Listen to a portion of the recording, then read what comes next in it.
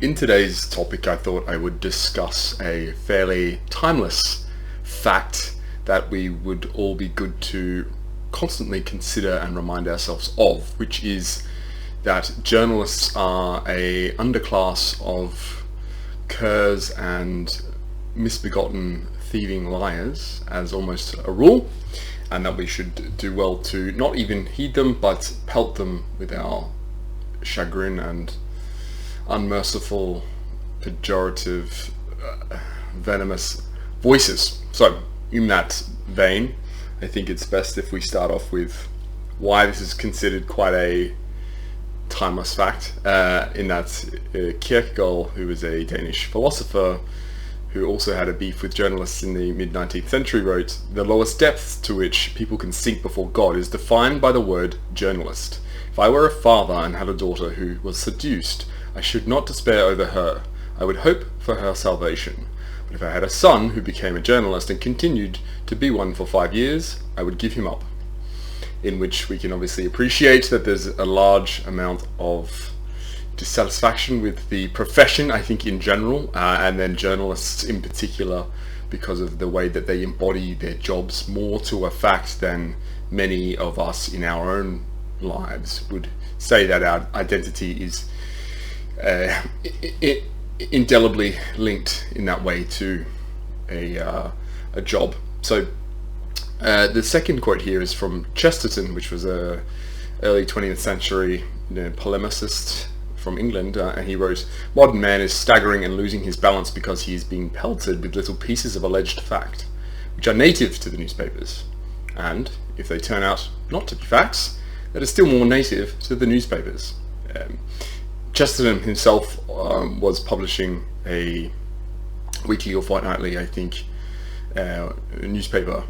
so obviously very familiar with the problematic way that newspapers and journalists went about their business, and that is to say it is a business, and that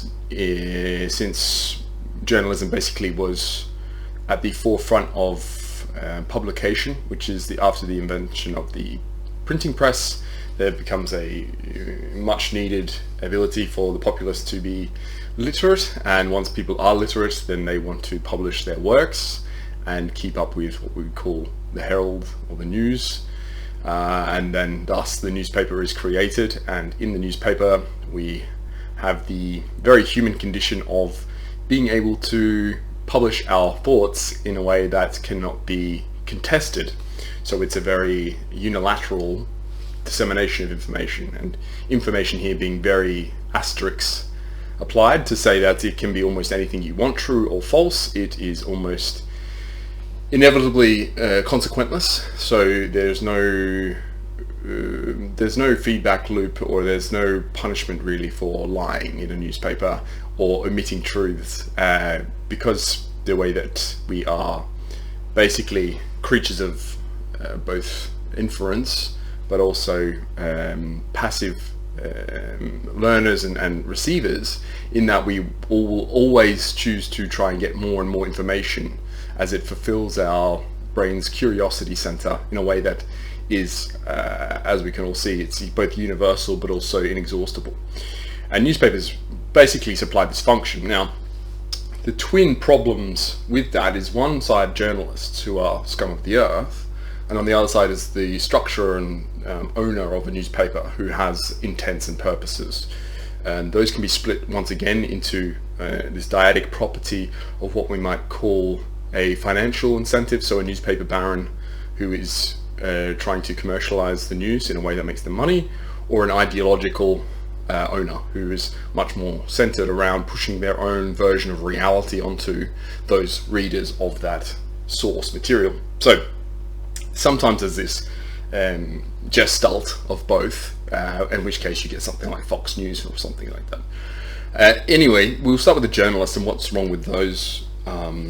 misbegotten creatures is that they have, well, as with any of us, a lot of biases, and there's quite a lot of good studies on how biased they are,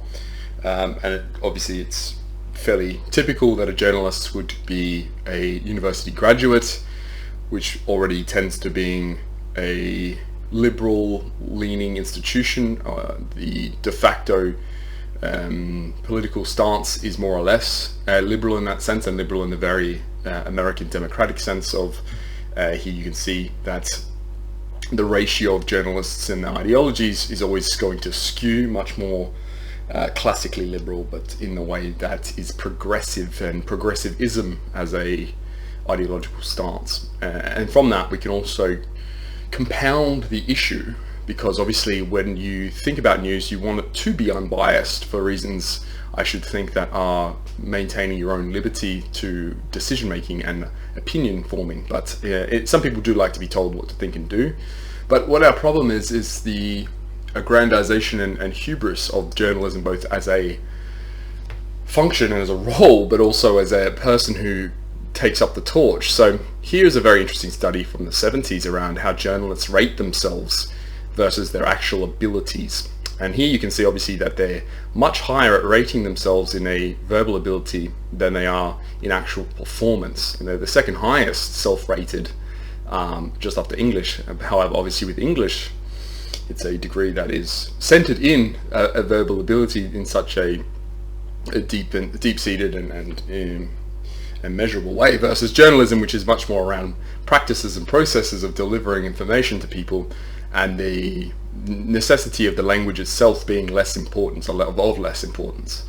And so the hubristic side of journalists is obviously that they find themselves, in Dunning-Kruger effect perhaps, but much more intelligent perhaps, but also much more competent than they actually are.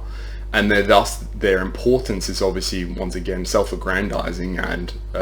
largely, I would say, overblown, because you particularly have a reach that is not organic to yourself, but is a platformed reach. And we find the problems of amassing a following to be either you start believing yourself to be the herald of this new voice, these ideological principles, a la, say, Ben Shapiro or some of those talking heads on the internet who are obviously insufferable in their own ways, versus the platforms maybe that they belong to, which have their own connotations, which might be something like, I'm not too familiar with most of these, I think the Daily Wire or Breitbart, I think it was called, or any of these very politically centric platforms which are very obviously pushing certain opinions to people of a certain background. And from that we just do get a necessary and natural linkage between the person delivering the message and then thus their representation of the message. Now, our logical centers say don't shoot the messenger, but obviously it doesn't really apply to most cases in reality, because we obviously always conflate the message and the messenger in the same idea, and that most of these journalists tend to pick it up because obviously it makes them feel important, and they feel like they actually start to become or believe the messages they're delivering. So you no longer have this impartiality. So we can talk about the biases that you can see here, but it's fairly unnecessary, because we just instinctively know that there are always biased creatures in a way that's twisting a message to suit an audience. And this is where it comes back to who's the real button pusher. Is it a directive or an edict from a tyrannical owner who is trying to push a certain prerogative, or is it I need as many clicks as possible because I'm commercializing the news and I'm in this for the financial gain, and that if I can make as much Huffington Post tier garbage as possible and get the most amount of clicks, then that just enriches me personally in a pecuniary manner. So as I say, there is this notion that the journalists themselves are bad people, and that's obviously true, but they're also not as smart and not as capable as they think they are. So you have what is the worst effects of the Dunning-Kruger effect. You know, the most extreme examples of it probably are journalists in that case. They're also paid like garbage, and so you don't attract good talent in a way that almost every other field. You really are searching the bottom of the barrel person who is both a midwit in terms of poor intelligence for you almost call it a necessary high skill level of inference gatherer. So you need someone who can discern messages in a way that's very critical, and you don't get this. But then you also don't pay them very well, so you're relying on their need for status and usually self-affirmation through recognition and promotion. And so from that you do get a positive sample bias of candidates. And so people who think of themselves as wanting to be writers and wanting to be news presenters or on TV, you then get these people lining up for this role for not very much money in the scheme of things, and then thus you will get what we now know is a very poor and inadequate function of a very vital role. You used to have the town crier, someone delivering you news, but that person was never the bearer of any meaningful discourse in a way that would develop certain opinions to people. They would still gossip among themselves and find out their own ways. And so you could see this historically through how rebellions or civil wars would foment in different ways that didn't require a newspaper to be banging on in that, at least into that level or that regard. You also have what was fairly now reflected as an echo chamber in modern times, in that we choose to spend our times in various forums, online, in person, otherwise, where a lot of our political ideologies reverberate and are reaffirmed by people who think like us. And from that, obviously, we get a very jaded and perhaps misbalanced view of how the general populace views things. This can be very evident in UK political discourse when you see how politicians think in Westminster versus the rest of the country, in other places like Washington DC for America or Canberra for Australia, etc. If you have a political region, it becomes a very disjointed and illogical place the rest of the country can no longer fathom, because they're so far up, and this is, excusing the French, up their own arse here about what they think and do, that it just becomes nonsensical. And then the reporters and the journalists abide by this. They basically participate, and they are involved in what is called spin and spin doctoring of affairs, current affairs and news. And so knowing this and knowing where the money comes from, in that advertisers obviously purchase time on platforms and space and attention grabbing, because advertising is such a embedded commercialization front for a newspaper or anything journalistic related, you then have this cooperation between large big businesses and a platform. And this is how we get something called political correctness, is because an advertiser doesn't want to be associated with anything that might impact or harm their image, their brand.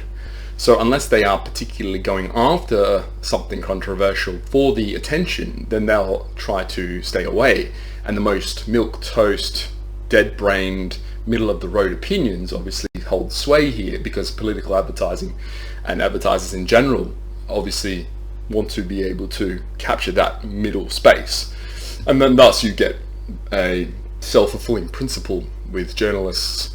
ascribing to what are, as I say, dead-brained opinions with no critical thought, and much more related to how do I please my masters, and the masters therefore being commercially or ideologically incentivized people. So, and I think, which is maybe the way to finalize here, is to just reiterate again and again how pathetic and lowly the journalist is, from a meekness and a small-minded inability to become and be themselves. There's no hero who was ever a journalist. And long-lost arts like poetry and you might call skulls are what we would think of a literature version of a hero would be. The journalists are basically the opposite. They're the incarnate of the devil in the form of the scribe. And so I think on that note is where you can kind of leave off. And if you ever encounter a journalist, obviously you have to know that they're probably one of the worst and most evil people you'll ever meet.